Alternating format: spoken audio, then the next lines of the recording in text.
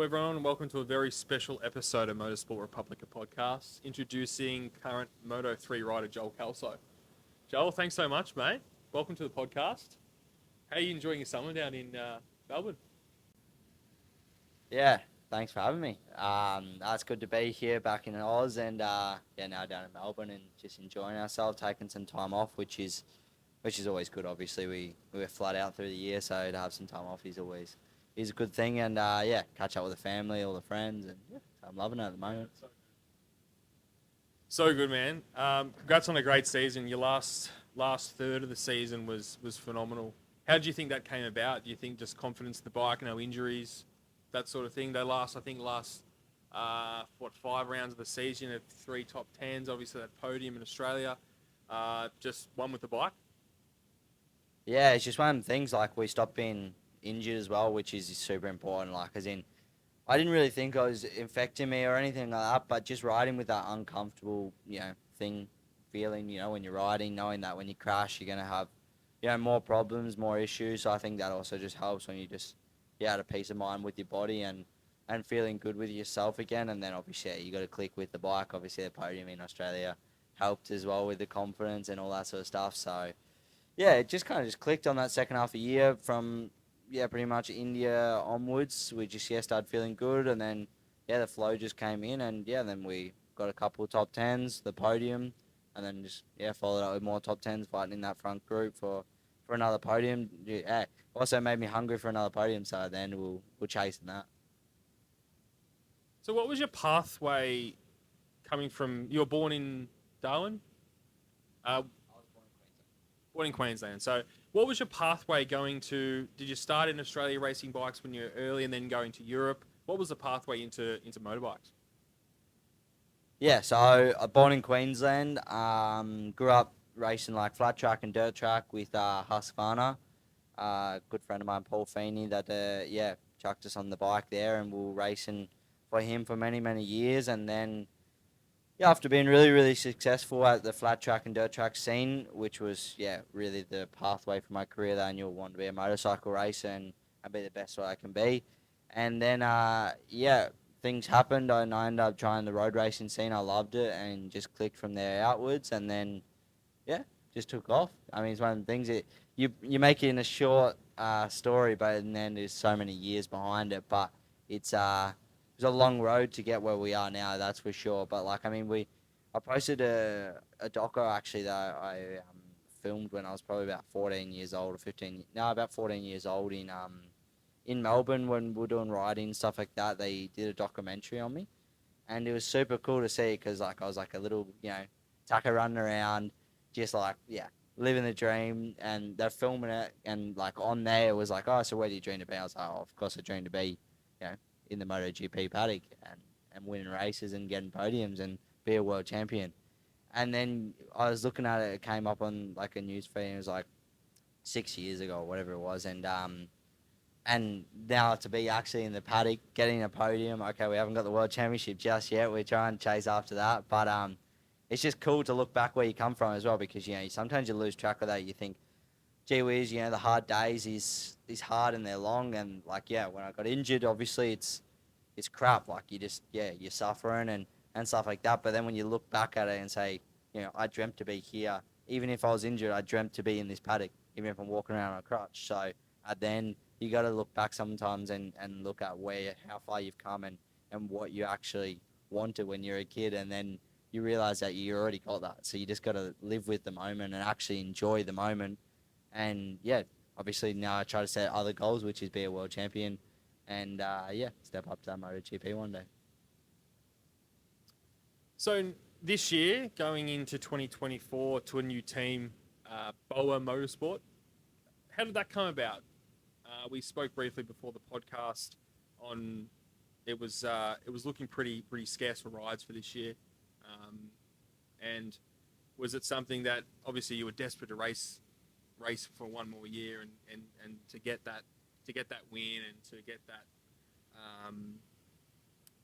to get that momentum to go to Moto2 and Moto3. How did that start with Boa Motorsport? Yeah, I mean this year's been difficult.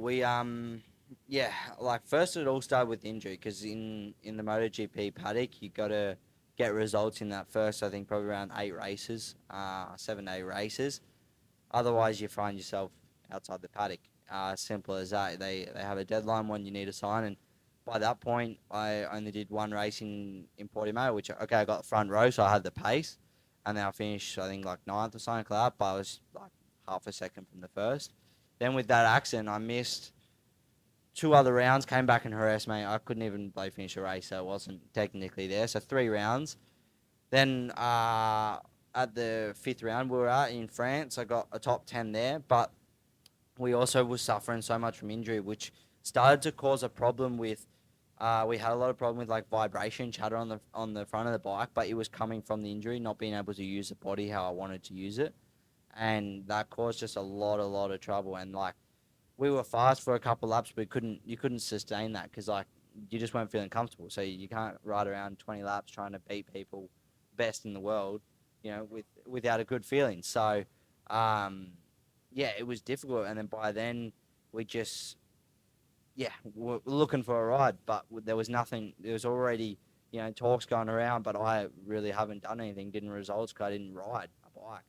And then yeah, well, just it was a really bad managed situation. Also, just I was too busy with the injury, and in hindsight, it's always great. But yeah, I should have been obviously more focused on finding myself a ride. But I was really just focused on winning races and trying to do that, and that's what I've put in place. But you can only learn from the future, and that's like, yeah, now I'm gonna have things a bit more organized, and just be more prepared. But yeah, getting in that horrible situation where I had no ride until Australian GP, which is super, super late, is a scary moment. But yeah, like you said, it came about on the Oz GP weekend. They finally said, okay, let's get this closed up. We want you on the team. So it's really promising because not only is it a great team, it's good to be like going to be a strong team. Me and my teammate, I think, can be really strong.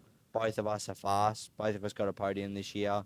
It's definitely a chance, and when your teammate's going fast, you're going fast because normally you wanna beat him. So yeah, I think it worked out good in the end. Although it was a hard year, that's for sure. It was many times where I didn't think that we are going to come out in the end of it riding the next year in the World Championship paddock. But yeah, so everything happens for a reason though, and then the podium obviously helped as well. So just on that, like, how did you, through that summer break, what was it like thinking about all that kind of stuff? Did it play on you more because you had that time off?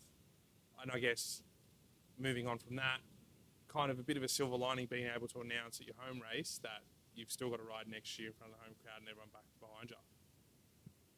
Well, at the summer break, I didn't even know. At that point, I still, because like since injury, I got told that I'll stay in the team, and with even better conditions and stuff like that because they seen my talent, and then we didn't speak with other teams because of that. So at the end, I thought I was set, and then we got to before the flyaways, which is the problem because once the flyaways begin, not everyone comes to them races, so you can't speak to the bosses saying, "Look, can you take me on? Give me a chance," because a month before that, we'll speak and say, "No, sorry, mate, I'm already going to stay where I'm at. I'm happy where I am. I'm happy with my crew.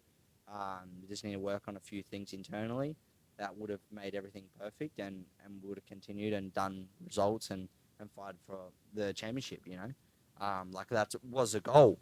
But in the end, like it came out in Valencia. Obviously, we knew a little bit before, but the team was closing. But we didn't know that at that point. And so it wasn't a stressful moment because I thought, okay, I'm staying in that team. They say with good conditions, so I was super happy. And then, everything unfolded. But that's the motorbike world. Yeah, the MotoGP world's like this. Exactly. Super cutthroat. 1 minute you can be the limelight and everyone loves you, and the 1 minute that you can't be. So it's a kind of potluck, and obviously you got to get results, and all depends on your results. But like, you get one result and after 2 races, that's forgotten about. So you gotta keep it up and keep pushing onwards, and that's what we did when we found out we didn't have the ride. I just wanted to focus on getting my body back to full health so I could ride without the problem with the vibration and chatter because, like I said, that was coming from the injury. So I had nothing to lose. When I found out I had no ride, I thought, well, bugger, I'll get back to my own health, and then I'll get some podiums to the end of the year, and then we'll see. Maybe they'll call me up at the first round next year and say, oh, you know, we want you to step in and replace for the rest of the year. You know, like, that was my thinking of it, you know. And that's what I did. I just focused on myself. You can see in my riding, I rode always alone out in track, always in that side, that top 10 alone, which is incredible in Moto3.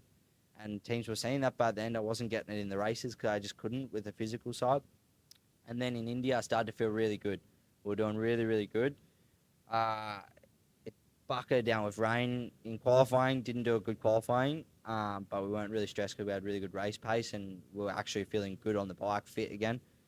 And then I had a high side in like turn 3 or whatever, and it didn't injure me, but it put me back on the back foot. I was back in pain with that leg, and then it started again. But that only took like a week or two to recover, and by Japan I was already back into it, and then we started getting results. That's when it started the consistent top 10s in the races, and you could see in the races I was there fighting for a podium. I wasn't just sitting there, twiddling my fingers. Yeah.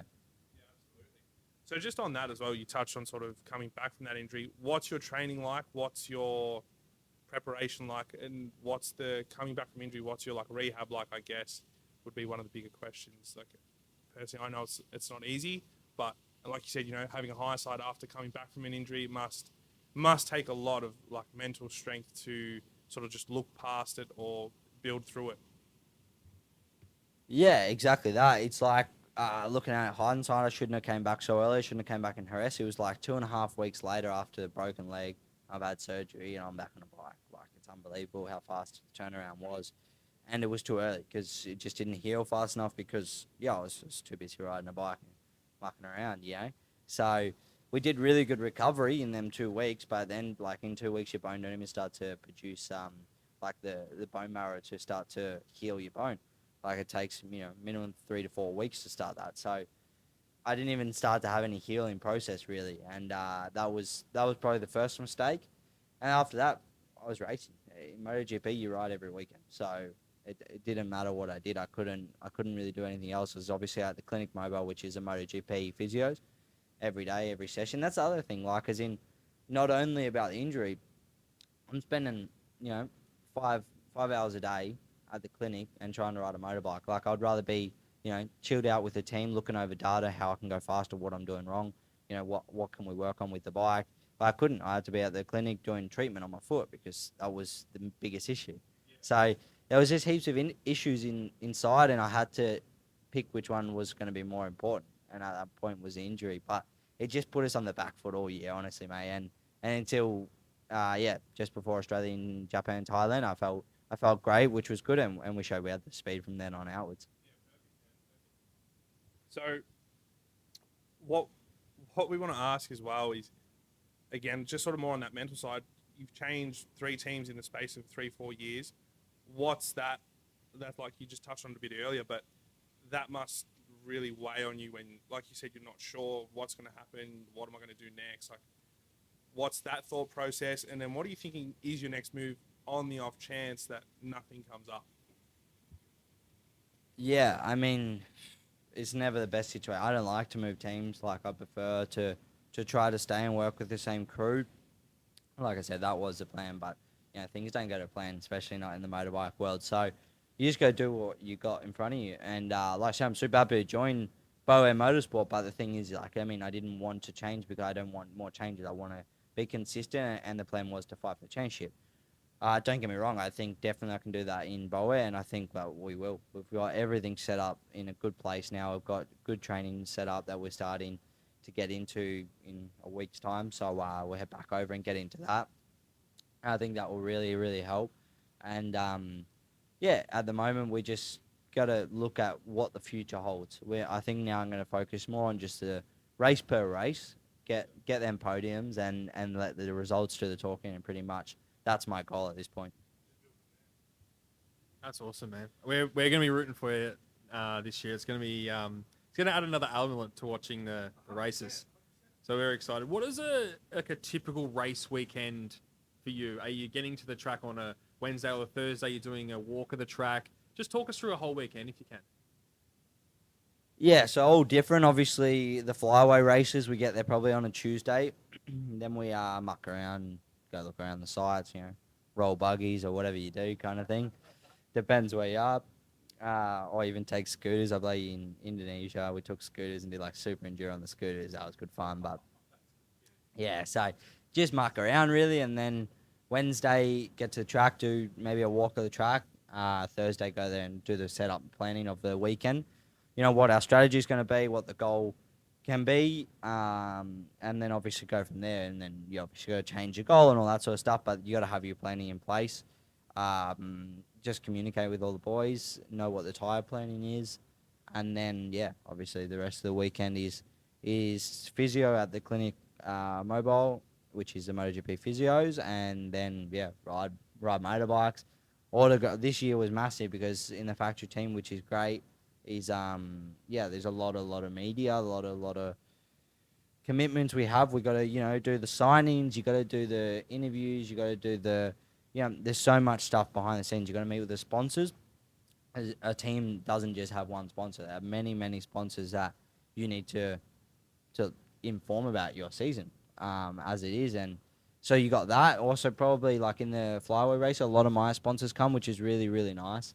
They fly across from Australia or even some from Europe, come across to the international races and get to watch me race, and I kind of show them around and get to enjoy with them. But that's really the race weekend. It's a lot of off track, the motorbike stuff that you don't see as well. Like there's a lot of time that we kill doing just other activities outside of motorbikes. Yeah, it was interesting seeing you in the paddock this year at Phillip Island. You were just getting pulled from pillar to post. And it's what people don't understand is you have to mentally prepare yourself to ride these machines around these tracks and still deal with all the other crap that goes on. So it's pretty crazy. Then you got injuries and you've got all the other things that go with it. What was Phillip Island like? Probably from our point of view, the conditions obviously was scary, and I think, your first podium in that with that weather must have been an absolute joy. Yeah, well, I was shitting myself before the race. Honestly, because I'm horrible in the wet normally. Like, as in, normally, okay, I can be like inside that top 15. That's quite comfortable. But I definitely didn't think podium. I didn't have in the warm up. I think I was like P20 or something. In the wet, I wasn't. I don't know. It's just the wet. I can do it, but depends the track also if it has a lot of grip and all that sort of stuff. But we'll get back to the first question. The Oz GP is always super busy. Of course, your home GP, but honestly, I love it because it's a home crowd. It's Aussie fans supporting you. There's nothing better than being with the family, with the fans. I love it. It's good. And then with the wet, the start of the race, I thought, well, I can only do what I can do. I said to my mate that's helping me out and travels around with me, I said, look, my goal is I'm just going to follow the person in front of me, which is Suzuki at the time, because I started P2, front row. And that was the plan. I was like, it's all I'm going to do. If I crash, I got the home crowd here. At least I give it a crack, I can't just sit around twiddling my fingers, so... And that's right. I just followed him, and then whoever was in front tried to follow them, and then the race was hectic. It was so wet, but it was so windy as well. So windy. So you're just counteracting the wind a lot, and just trying to stay on the bloody bike, honestly. And that was the biggest mission, I think. Well, as you've seen, there was over the race. There was probably I didn't see it because really only one person crashed in front of me, which was also good. I didn't get a podium just because people crashed. I got a podium because I was there. So that's also awesome. But there was so many crashes that race. So it was just about staying on the bloody bike. It was so hard, especially it was so cold at Phillip Island, as you know, in that photo example that you said that I looked scared, but honestly, I was freezing. I'm from Darwin, North Territory. I'm not used to this Melbourne weather, Yeah, I'm a typical hot-blooded man myself, and I never ever get cold. All right, I was fucking freezing that day. I think I had the 3 layers on. I looked like the size of a fucking fridge because I had fucking 17 layers. But it was funny, and you were good to take a photo with us and stuff. And now you're in the studio, so man, so exciting. Do you have any friends in the paddock, or is it sort of just fend for yourself out there? I think a lot of us viewing it just seems like everyone is all friends and goody, but is there real some in like I suppose rivalries between the Australian boys, that sort of thing? Yeah, I mean, yeah, we're mates, but we don't like hang out. But you say hello, and you have mates. I definitely like my teammate Chavi. We're really good friends with. Like, he's just a good bloke. So it's like we literally I spend more time with them than I do my family. That's for sure. All my friends. So at the end, you got to make it kind of your paddock. You know, that's your friends in the paddock. So obviously you have rivalry and people you don't like, but that's like everywhere in the world, isn't it? So at the end, it's there's nothing that special behind it. Like, obviously, there's rivalries, you got friendships, but it's nothing that's out of dramatic. Obviously, yeah, like you said, the Aussie boys. Yeah, I speak a little bit with Jack, and yeah, no, he's a top bloke. I love Jack. He's good for the Aussie scene as well, and he obviously is a legend. So he's super easy to deal with, and yeah, always open for a chat as well. And yeah, we'll see this next year with other Aussies in there. We another thing that we speak about a lot is the length of the season. Do you think it's too long, too many races? Do you think the travel is just too much for the riders? What's your thoughts on that? Yes and no. I love it, so I don't mind it. I prefer traveling outside of Europe. I like going to the other countries and racing in another country. But yeah, like, I mean, even with the calendar next year, I think we have like a 3 week break in the middle. So it's pretty hard for like more like you feel sorry for your mechanics and your crew chief and stuff like that because they're just never getting a break. Yeah, I mean, yeah, and a lot of them like work. Like, example, my crew chief this last year in 23. He worked in 2 championships, the Junior World Championship and the World Championship. So I think he had like all up like 2 weeks off in the middle of the year. All up. Every other weekend was out of home. Yeah, I mean, so yeah, well, I know like even a couple crew chiefs and stuff like that don't have a house. They just live in a hotel because they're in a hotel for 3-4 days and go to another race. So why rent a place, you know? So yeah, I can see why it's hard for like a family aspect of things. And obviously, okay, we got the 2 months off now, but we don't really because you got to start getting into it by late January. And we already have testing, wind tunnel and all that by mid-February. So it's long, but I mean, I love it. I don't mind it. I'm just happy to be in the paddock, honestly, and traveling around the world. Like I said before, when I was a kid, I dreamt about being here, so I'm not going to complain about how long the season is now. Obviously, it gets tiring when you're injured and stuff like that, but you got to remember you're doing one of the best jobs in the world. You're racing a motorbike, and if that's what you love doing, that's what you love doing. Man, I love that. That's such a good response. Because, yeah, best way to look at it. Because, and there would be some arrogant kids out there in that paddock that would be not have your thoughts on that. So I love to hear that. Who in the paddock do you think in the Moto3 paddock? Who's the most aggressive rider that you've come across? Well, probably my teammate, honestly, this year. So, which is good, which is not a bad thing, honestly, because, well, I need to learn how to toughen up a bit. So I think with him in the box, it would just be good. I can absorb off him, and then it'll be good. We can put that into the racing. Like, I think even if I can take 20% of his aggression, I'll be sweet. So probably him. But Moto3 is crazy. You know how it is. That's why everyone loves it and watches Moto3. I mean, it's hectic how it is. And you know, when people go, oh, you're not aggressive enough, I'm like, man, I don't think you understand how aggressive it is. Like, if I came to any other race in the world, I would be, like, known as the most aggressive rider in the world. You know what I mean? Like, as in, it's only in Moto3. Yeah, exactly. It only looks like in the Moto3 you get undershadowed, like, oh, you're not aggressive enough.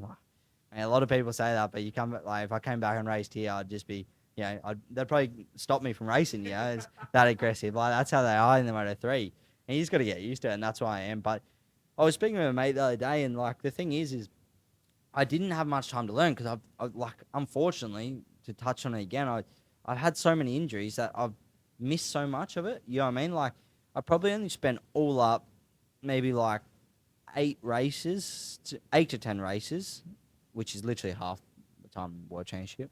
That'd been 40 races now or something like that. So, like, at least 10 races is the only time I've probably been fit. 10 races out of all 40 or whatever races I did, you know what I mean? Because, like, I wasn't bad injured, so I'm not going to say I'm bad injured, but I was enough that I couldn't race how I want to race, you know what I mean? So, first, I wasn't being as aggressive. Second, like, you're not the same when you're a little bit injured, you know? And you only learn from being aggressive.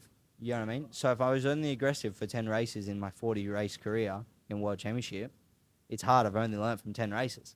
You know what I mean? Because of injuries. So their plan this year is just to, fight for the podium and not get injured, I guess. That's all you can do. But in the motorcycle world, you never know. And you can't think of it. You just got to, keep giving it a crack. And that's what they've been. Just been resilient. Every time I got injured, got back better. And, like I said, did a good end to the year. And now I'm going to start the year strong and continue like that. That's for sure. Yeah, that's unreal. We love to hear that mindset. Like, it's crazy. It's probably a great point. And I must admit, I probably don't look at it that way where, yes, everyone in that paddock is aggressive. But like you said, you're just getting sort of not outperformed, but people are showing it more often than not. So that's a funny point you make about almost getting kicked out of somewhere else. So just on that aggression, and I'm sure you've probably been asked this by multiple people, but what are your thoughts on how Leopard conducted themselves in Qatar and that whole situation in terms of the championship, if you can touch on that? Like, I mean, from the outsider's point of view, I'm not going to lie, I kind of enjoyed watching that unfold how it did, but from a rider's perspective, you were there, you seen it unfold, and obviously in the thick of it post, like, what was it all about? Yeah, it's difficult to touch on. I mean, I don't care about saying anything, but it's hard to say something about it because it's like what happened is crazy and not the best way to do it, but at the same time, I couldn't tell you that I wouldn't if I was fighting for a world championship where, the payday is unreal, sets up your family for the rest of your life kind of thing. Because it does, like for, especially like, the money he would get for winning the championship and buy a couple of houses in Spain, like you'd be good enough to be able to live comfortably, or at least, set up your family a little bit more. And, we invest all so much, like, is into racing. That's the thing, like, especially from me, like, I'm from Australia a lot. But so do every kid. Every kid does that. Every kid invests a lot, not just me coming from Australia. Everyone has to commit fully. So you're thinking on so much money just to win one championship that you got to bend the rules a little bit and play the team role kind of thing. But you see in F1, they play like team roles, there, like as in it happens everywhere. Cares a little bit dirty how it happens, but that's the only way you can really do it on a motorbike. Like in a car, you could just slow down in the middle of the corner. On a motorbike, you can't really do that, you know what I mean? So the only way to do it is pass him aggressive and push him wide. And that's what they did. But yeah, I mean, for me, on my side, obviously, I'm in the KDM family, and I wanted, obviously, the KDM family to come out on top. And Suzuki's a really good kid, and I think that he really did deserve it. But at the same time, Massey did an incredible season. And let's be honest, Suzuki didn't win a race, and if he did, he probably would have got the championship. So it's a hard thing to say. But then, it was horrible what happened, but this is racing, and I couldn't say wouldn't do the same for the thing that's on the line, which is a world championship. I mean, everyone dreams to be a world champion, so you're not gonna take that lightly. And I think really it was just a tactical play, and it was good from Leopard what they did on their side for that aspect of winning a world championship. That's how you're gonna win a world championship, because really without the help, for sure, the championship at least would have went to Valencia. You know what I mean? Well, for certain, yeah. Because, I mean, even Suzuki had the pace to be there, fighting, and you never know what would have happened, but for sure it would have went to Valencia, and then there would have been a fight to the end, which probably would have been the best way to do it, but then they wanted to get it wrapped up then and there, and that was the only way that they could make it happen. Yeah, it's interesting. We talk about money, and I think the viewers do lose that aspect when they're watching motorsport. They don't realize that these guys, it's their 9-to-5 job, and they've got families that have sacrificed so much throughout their lives. And speaking to Damien Cudlin, Christopher Mule, and all these guys, it's a very important thing, and obviously it is in anyone's life. So interesting what you said about that these guys are racing for not only for their futures to go up to Moto2 and MotoGP, they're racing so they can support their family and continue in this. So you don't know when your last race is going to be. So it's crazy when you think about that. So looking into this season, you're 100% fit. There's no injuries. So we're going to get into testing is it February testing? Yeah, mid-February. And Yeah, like I said, I'm fully fit. I'm so happy. Like I just been running around a couple of mates like at the athletic fields or just going for a run along the beach. And it's just incredible because I haven't been able to do that for 2 years now. You know, I couldn't run because I had broken legs 3 times in the last couple of years. So it just has been horrible. But it's so good to just be fully fit, being able to walk around without that discomfort. Because, surprised or not, like you walk around in discomfort the whole time. You know, the whole time. It's so annoying. You do anything, you go to the cold places, it gets worse because obviously it starts to seize up a bit. So it was good getting the surgery. I got it in Queensland by the doctor there, and them boys always hook me up. They did a really good job. They gave me the arm pump surgery the start of last year, and then yeah, obviously like now the surgery, the foot went perfect as well, and yeah, I'm really happy, and I'm keen to get out there and show what I can do when I'm fully fit completely now, and I think they'll see another side of me. Yeah. Yeah, 100%. I think, and we're so excited for that. Is the goal Moto2 for 2025, or are you wanting to cement yourself in Moto3 for a while? The goal is to win races, and win races in that first 7-8 races, and then continue winning races, and then see if we can fight for that championship. Obviously, it's a long shot of championship, but the first goal is win many races, and then we see where we end up. Because normally, if you win the races, that puts you in a good position in the championship, and then we'll see where the future brings. You know, like I mean, I'm happy either way, staying in the paddock. Obviously, my goal is to get to MotoGP, but also I want to win a Moto3 World Championship before step up. I want to be the best I can be in one class before step up, but we'll see what happens because, like I said, money's another thing on the other side of it, and you need to look at that aspect of life as well. So it's yeah, we'll see when we cross that bridge when it comes to it, I guess. Yeah, love it, man. Now we've got some fan questions for you that we posted on Instagram during the week. The first one we want to touch on, and a lot of people have asked us about, is that you're actually, Dan, you can go through the first question. Yeah, this probably fits my bill a little bit, being the gear geek. So, do you have any, like, are your suits customized? Are your boots customized? Gloves, helmet, all that kind of stuff? And if you can touch on it, Adam asked, why the swap from Foo Sports to Alps for your boots? Yeah, all the equipment of ours is custom, and yeah, it's great. I love it. Like, I mean, always, I dreamt of being like in a top brand leather suit and stuff like that, because that's what you dream of as a kid. You know, you see all like Marquez and all that. Oh, geez, love to wear that suit. And then you get there and it's awesome because like the quality of the suit, the custom that fits you perfect is so nice, and the safety these days are getting so good on all the products. It's incredible. Like now with the airbag systems, like barely people break their collarbones now because of it. Like it's incredible the way that the future is going now. MotoGP even have a hairbag that go down to like the just above their kneecaps, and I presume they'll go to Moto3 soon, and we'll see what the future holds. It'll probably go down all the way down to his toe by the end of it, I reckon. So yeah, that'll be interesting for sure. So on that, so we can't touch on the Foo Sport swap. No, that's right. So can we talk? Are you with Alps again this year?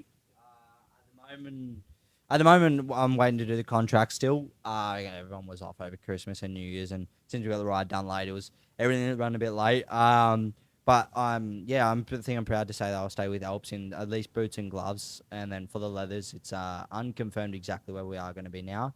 Unfortunately, I don't think I'll be in the Alps in the leathers this year, but yeah, I'm going to stay in the family. I love Alpine Star, the way that they treated me and bring me in after the injury, and then yeah, picked me up in the middle of the season. I think is a really show of character from them, because for them, you know, picking another rider up in the middle of the season isn't the best for their marketing kind of thing.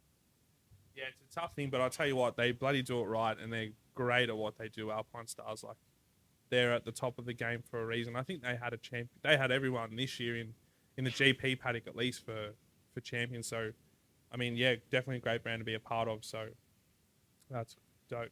Mr. Mansfield asks, what is your favourite corner on the calendar? Oh, corner on the calendar. Well, I'd have to start off with saying Phillip Island. Like, as in one of the corners there would probably be... I love turn 1. It's cool. Like, on the Moto3, you go down one gear and then back to almost tapped, you know? And that's pretty cool there. All the last corner is also cool. Where else is pretty cool? I love also turn 2, that big sweeper, you know, around there. But I love Phillip Island in general. It just suits my style. I mean, like I said, obviously the podium in the wet, okay, but also in the dry, I got a front row. I was inside that. I was in that side of the top 5 the whole free practice. I think I finished P2 or something in the practice sessions. And other than that, it would probably be Portimao. It would be, I don't know what corner about the track. It's just that track in general, and the reason for it is just for the undulations, but also just the way that the corners work and they flow, and it's bumpy, but it's not uncontrollable bumpy. You know, it's like a nice bumpiness, and it just puts you on the edge of the seat. It's nice. I like it. That's cool. I wouldn't have picked that. That's it makes a lot of sense though, and especially coming over the roller coaster and all that kind of stuff. Actually, do you guys get airtime on a motor? If you push hard enough, could you get airtime on your bike? Nah, I don't think so. You could definitely like lift off like what the MotoGP boys do and stuff like that, but it'd be pretty hard. You wouldn't be able to because it comes from like a tight corner, you know, the first gear corner, and so you don't have the momentum. Of course, if you had momentum, you could definitely get air. I think that'd be pretty cool if they added that to a track. That would be pretty dope. That would be sick. So again, apart from Australia, I guess it ties in. What's your favourite track? I would assume it's Portimao. I would assume after what you've just said. Yeah. Sweet. Third favourite. I do like a lot. For fun, this probably like Argentina's a nice track. I like Argentina. Misano I've always liked. It's where it was probably that was the first track I ever raced on internationally, like outside of Europe, outside of Australia. So I'd probably say Misano, yeah. So what's the thought there? Like, young kid get across, you get to Masano. It must be a lot to take in. Yeah. Well, exactly. Like, luckily enough, I moved across there with my best mate that now comes traveling around the world with me, and he's the one that started this as well. We all went over together, so he came over and we went from there and we built a team over there and rode bikes over there, and yeah, I was just a kid living a dream really, so it was good fun. I love it. This is a good one. Joshua McLean asked, when are you going 1v1 in a supermoto race? Oh, to be honest with you, I'm actually not that good at supermoto. I'm not sure. I think it's the smaller you are, the supermotos are harder because you have so much chatter. You can't put enough weight on the front. Yeah. So it's quite difficult. I do a lot. I'm starting to do a bit of supermoto now when I'm riding with all the boys over there. With now I got a new trainer over there and doing some training with them, and they ride a bit of supermoto. So we'll see. Maybe by the end of the year I'll be ready to do a 1v1. There you go. So keep waiting, Josh. He'll eat you up when he's ready to go. I don't like losing. Yeah. We'll do it when I'm ready. That's smart. I respect that. I get that fully. This is a good one as well, and I actually had this thought too after your podium. Where was the shoey? Mate, the shoey, the only thing I was thinking about is getting back to that heater, cracking a beer, and that's about it, you know? I was so cold. Like I said with the photo I got with you guys, and that was when I was dry. Imagine, like, it was so wet and cold. I remember came in, the first thing I said is, mate, I need your gloves, like the mechanic gloves. That's why we all had gloves on up there. Because it was my idea. I was like, nah, give me the gloves. And then I seen Suzuki was struggling. I'm like, oh, put some gloves on. Oh, yeah, I'll get some gloves. And it all just started. We all just had gloves in then because it was so cold. But I promise I'll do a showy this year. There you go. We'll be hoping for. We'll be hoping for plenty of them. So, but that's. I just assumed when I seen the gloves, I just thought you guys were like they just hand them to you already, like to not let the trophy slip or something silly like that. That was just my thought. So there you go, a bit of inside knowledge. No, black gloves, like as in from. Yeah, from mechanics. Yeah. Oh, that's so good, man. That is unreal. Are you going down to Oakley to ride the Ovalis while you're down here? Oh, I want to. Like with the surgery, I couldn't, and then I got it. I'm heading to Adelaide or in Mount Gambier in this Tuesday, so I can't. I missed this one. I'm gonna try to make it back for the next Tuesday. I really, really hope I can. I'm going to be down in Bendigo with the Elliott Brothers, one of my sponsors, doing a bit of training down there. But I'm gonna I'm gonna try to make it happen. That I'll come back and be able to ride in the Arvo because I love riding the Ovales at the Oakley track. I mean, it's so fun. And well, I got that record there, but I got to move the goalpost a little bit, make it. I presume otherwise, the time I get back there, I'm gonna have to beat it again because someone else is gonna beat it. So gotta give the things to work for, don't we? We need to wait for a nice hot day. It's nice to put the slicks on and get the time down. Yeah, well, that is in the works at the moment from all reports. So we might have to all do it together. Show you my skills. This is from a friend of the podcast, Ben Danaman84, who's a big MotoGP fan. He wants to know what's the most powerful bike you've ridden around Phillip Island. Around Phillip Island would just be the Moto3 for sure. I rode a super bike though in the Bend, the new track in the Bend, when I rode in the ASBK. So that was incredible. I love the super bike. It was so good. Just the amount of power, spinning it up, and I actually enjoyed it because I hate spinning the bike on the Moto3 because I think it's so agile. But then I ride like 600 or a super bike. I ride 600 a bit over there for training. I love spinning up. I don't know, it's good fun. Like, we go to Aragon track in the karting track there, and there's one corner around the back, and I'll just have it tapped, and it's like my first down at 600. But if you crash, like, you're gonna destroy the bike. Like, fences are close. There's a go-kart track, and I have it tapped, and it's just spinning, and then like the limiter to like grip back up, and then I brake. And my mate that rides 600 all the time, he's like, bro, you're gonna crash all that. I'm like, but how? You can't really crash if I'm going full gas. And it hits limiter, it's just going to come back to grip, So it's just, I love that system. I love the spinning. Cause I hate on the Moto3, but then for some reason on the 600 and the Superbike, I just flowed with it, really. I enjoyed it. Yeah, it was good fun. Yeah.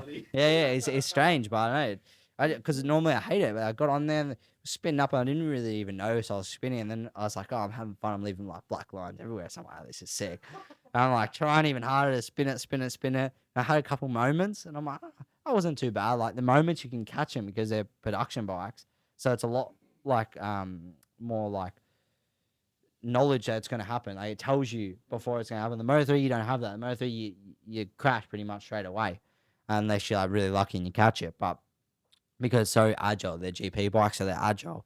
But the 600, since their production, they tell you beforehand. So once I had a couple moments, I thought, this isn't too bad. I can push the limit on this. It's not going to crash straight away. Yeah. And then I just got worse and worse and worse. And by the end of the day, I had destroyed tires. I better pack it in. Otherwise, I'm probably gonna send it to the moon here and bring my mate's bike back all destroyed. And it wasn't even my bike, so I was like, I better pack it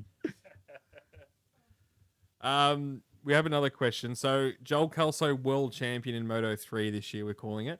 Who's going to win the championship, Moto2 and MotoGP? I bloody hope that I win the Moto3 championship. That is definitely the goal, and that's what we're going to work for sure. Like I said, we're fully fit, so we're going to give it a crack for sure. Moto2, I think, who's that? I think maybe Tony Arbolino. He has a really, really strong chance at it. Who is there now? I need to ask this question straight after the first race when I know which riders are in the Moto2. No, but I think, I think Tony Arbolino is definitely going to be a strong one for sure. And now I'm definitely missing riders because I've just gone blank. So I'm just going to say Tony Arbolino and then Fermin, definitely. Yep. Fermin can definitely be a title contender. I think if Alonso sorts out his issues that he had at the end of this year, I think he also can because he was a consistent rider and well, I think you remember when he did Phillip Island, when he did the double long lap and still won by with like a couple of seconds. So he's definitely got the talent like Fermin also, but both of them together is going to be good because they're both pushing each other as well. So it's best of both worlds. I think also speed up will work really good with the new tyres, the Pirellis, because it's so much more corner speed in them, and the speed up is really good for that. So that, and then in MotoGP, I have to say I think Marquez, like him or not. I mean, I love the guy. He's a good bloke, and he is like setting the new goal for everyone. And even though everyone will go, oh, well, he actually hasn't for the last couple of years. But I mean, no offense. I mean, I know Mir. I do some training with Mir, and he's probably one of the most talented riders I've ever seen. and he can't get that bike, anywhere near that podium. And Marquez still was touching the podium when he can on that bike. You know what I mean? It shows the difference. And when he rode that Ducati at the test, I mean, I sat there. I actually went to the gym with the phone and everything watching the test. It's just so interesting. I wanted to see how he goes.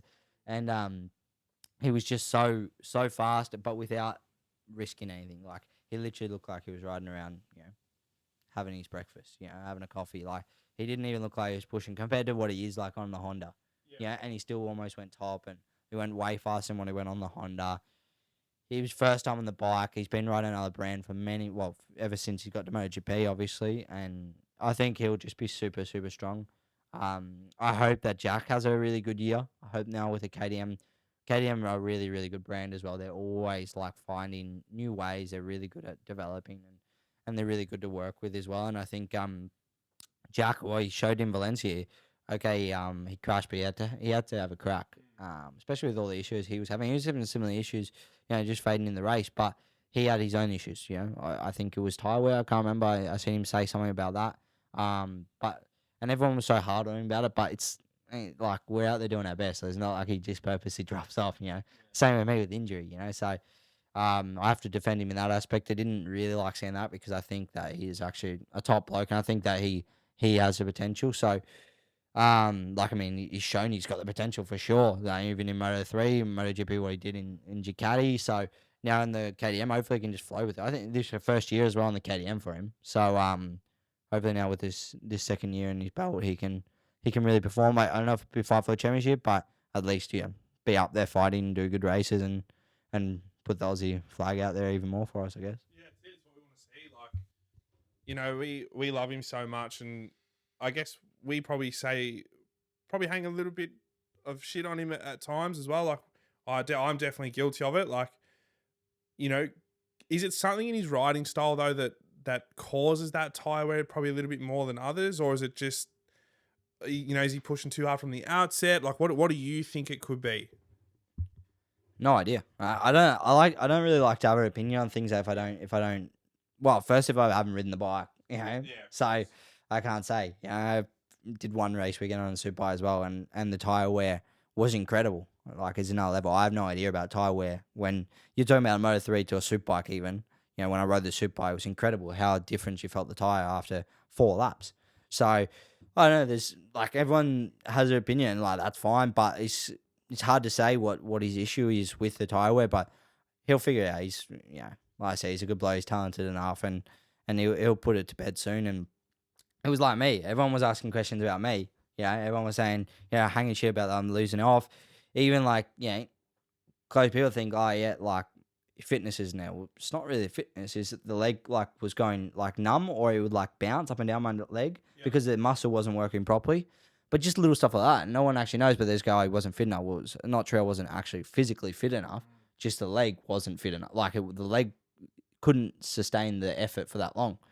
So there's so much things behind the scenes. So I don't really know. I have nothing to comment about Jack on that, but I think he'll deal with it. I think he'll fix it. And yeah, okay, for sure it's for one way or the other way he does the riding style, whatever, for sure, because the other riders don't have that issue. But at the same time, the first year on the KTM, he had, some settings also changed, obviously, tyre wear, as you would know. So maybe his setting is just more hard on tyre wear. And you never know, with a new bike next year, it could be different again. Also, MotoGP are changing bikes during the season, so you got to remember that as well. So, maybe next year or this year, sorry, it'll just click with his bike, his setting, and then the tyre wear goes away. Like, that's just how fast things can change in the MotoGP paddock. Yeah, 100%. That's a good way to look at it. I mean, we've seen it with De Gea as well, right? Like, he finally got the settings he wanted, and those little things that supposedly he wasn't given, and it changed his season. The last 6 races, he was one of the top point scorers in that back half of the year. So it's a great point. I think a lot of people still forget that it is Jack's first year on that KTM. So I think, he's a lot smarter than what people give him credit for. He almost got podium in the first race in the KTM. Yeah, that's right. And even in Jerez, like him, Binder, and Pecco fighting it out. Like, it's crazy. People, like you said before, people are really quick to forget after a couple races. So no one remembers that.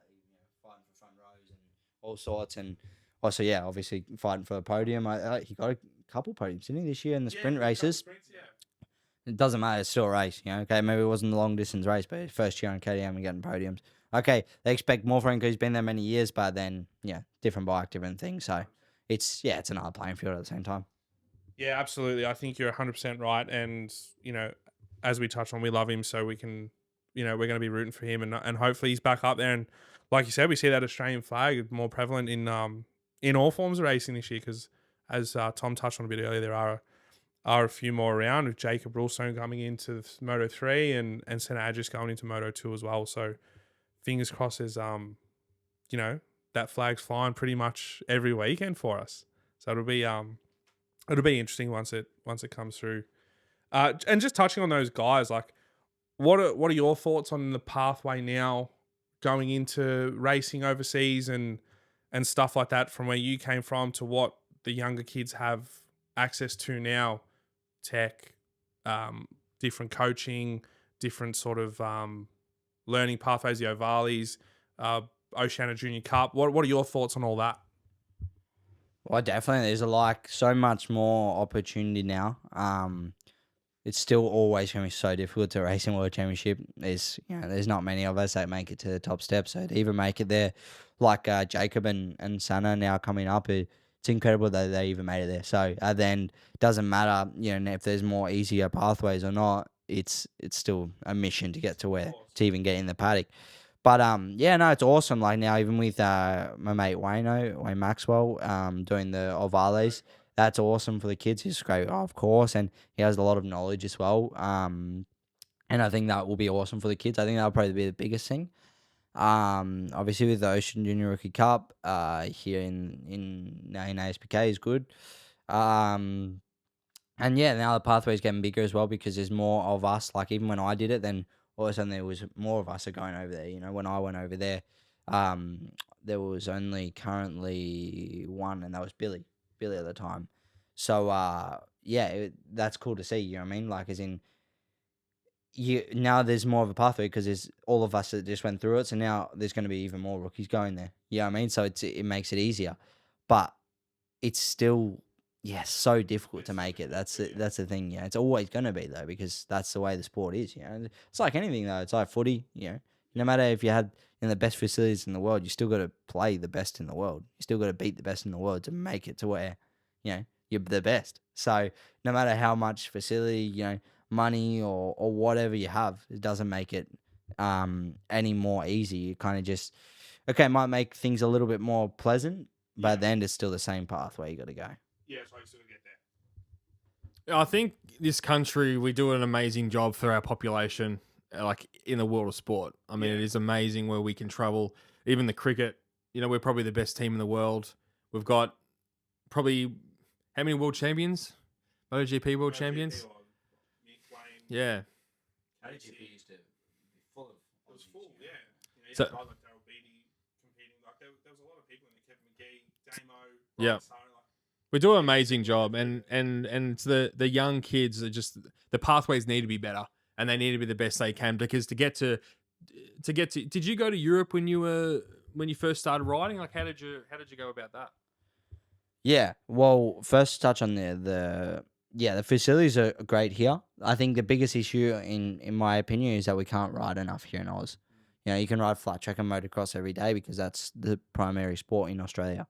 But they don't, since road racing is not massive here in Australia anymore, they don't give you the possibility to ride it so much on the track, which is where we're slacking. And that's where it's is the problem because over there you can ride. If I want, I can go to a track every weekend, or not even every weekend, literally every day. Probably the only day it's closed is probably on Monday. Monday it might be closed. So you can ride anywhere. The weather as well. Of course, but like the weather is incredible, but also it rains there and you can still go to the track. Here, like if it rains, they normally don't let you ride. It's strange. It's like, come on, you got to ride in all conditions. Yeah. So that's the first thing, and then. Yeah, well, the other thing that you were touching on is like obviously my pathway there was I started the flat track and dirt track, and then I went to road racing. That was because, like I said, Paul Finney from Husqvarna was helping me out, was massive support, and was incredible to me and my family. And anyways, the things that turned out, wasn't the easiest pathways because that one thing led to another that we went to road racing and then we were gonna stop and then my best friend Jake jumped on board and took over and was like my father figure but also running my team. His team, but I was riding for him, and that made everything possible. And my mum was just up in Darwin working with my nan and my sister, and they always stayed up in Darwin, and they all committed to were happy not to see me for 10 months a year, which is a big commitment for my mum and my sister and my nan, like to let me just go and go away and literally just live my dream at 15 years old. Like, okay, I was living with a mate, but I was still 15 years old, so. And I think at 16, I was living about late 16, maybe early 17. I think late 16, I was already living alone, like in my own house and all sorts. So, like, it's incredible. It really is. And that's the pathway. Like, my pathway, I didn't want to deep too much into it because it's so long. But to make it in a short scheme, it's really incredible to know my pathway. And I look back on it sometimes. Okay, that was incredible. And when I tell people, they're amazed by it because it's. The way it worked out is not how I planned it to. It's just how the things fell into place. I mean, obviously, I didn't plan to move over by myself. I would have loved to move over with the family and all sorts, but the way that things turned out, I couldn't. So, it's incredible, my story with it. But then it's also made me who I am today, and I think that will really show. Like example it did. I think it showed this year when the time got like gritty and it was hard. A really, really hard year for me. It was really mentally hard as well. Like, as in, I got a lot of backlash about all this, like the results in the races and stuff like that. Because I was getting front rows. If I wasn't getting front rows, no one would say anything. He's giving his best shot. But since I had potential for one lap, then the people would just, say whatever, they make up stories. And that was really hard for me mentally because it was like the first time that I've ever had like really bad criticism for a long period of time. I'm going through injury. I'm more hard on myself than anyone else could be. So, and that's probably one bad thing. Like, I'm too hard on myself. So I was already hard on myself, getting then told by other people, negative things about me. First time, I don't have a ride. Everything was a big money factor why we couldn't continue in the paddock next year. This year. And finally, okay, everything fell into place. But like, it was everything at one time. And it was super, super difficult. And I think the reason why I managed to find, light at the end of the tunnel by getting the podium, the top 10s and all that was just because the way that I grew up and how I got to where I wasn't just going to pack it all in and let all of this get to me after, spending 5 years, eating noodles to pay to race, me and my family, especially my family, really, I just had to ride the bike and be completely honest and tell the stories now. Because the family is the one that suffered the most. My mum had to work so much to get me racing. So I wasn't going to give that in, and I'm not going to let, me be upset and too hard on myself and mentally destroyed, ruin my career. So I had to let that, kick in and say, come on, take it back and let's just go racing, and how we were back in the day, just race bikes and enjoy it and try to win the race and be the best that you can be and be the fastest kid out there. Yeah. And I think that's anyway. So the point is from the hard times, and that's why it's also good from Australia going over to Europe is because I think it makes you better in not only life but when things get hard.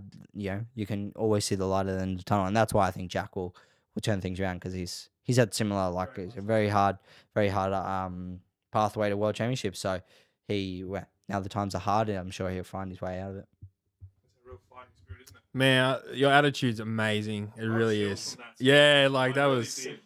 It's so cool to hear that, and I love. And we'll do this again. We'll go in more in depth with your story, obviously. But yeah, we'll love to hear that kind of stuff. And the sacrifices not only yourself you made, your family made, and it's just really touching to hear.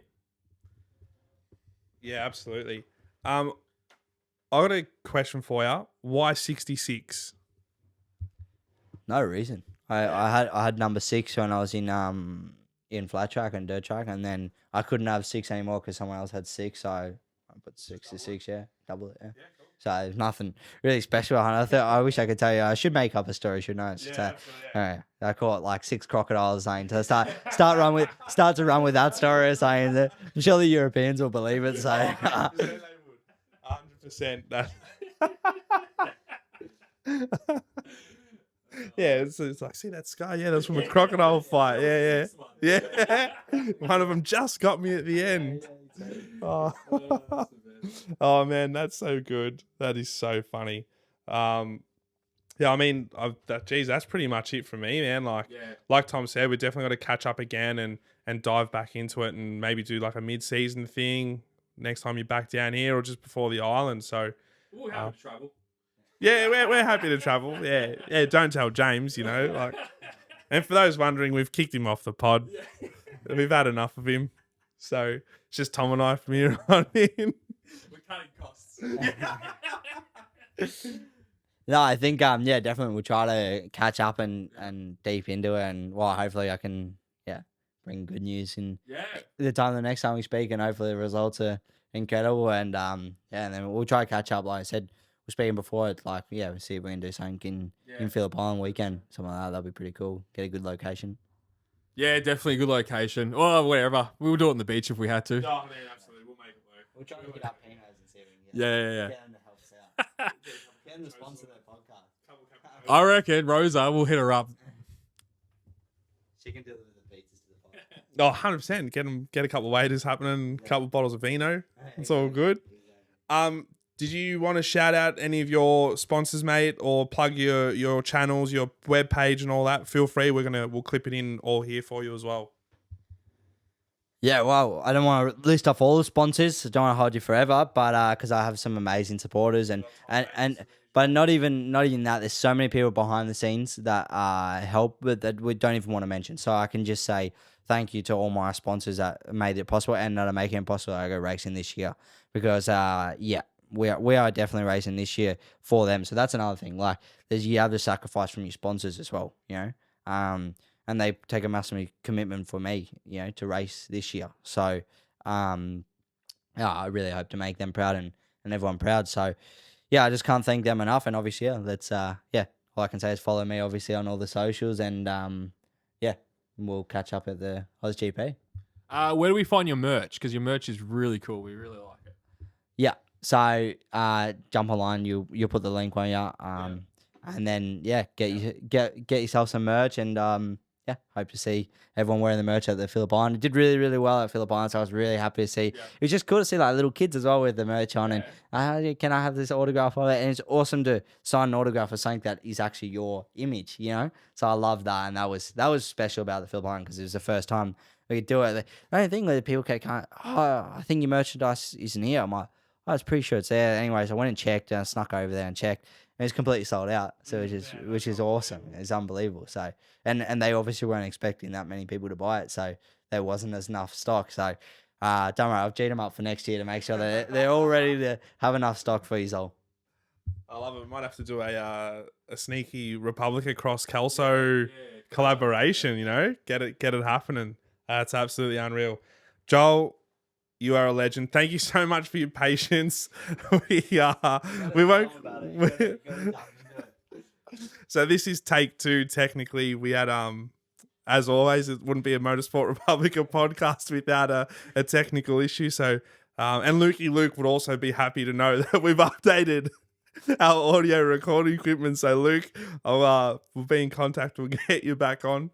We're updated, but yeah, thank you so much, man. And I believe Tom's got a couple parting words as well. We've got a little gift from us.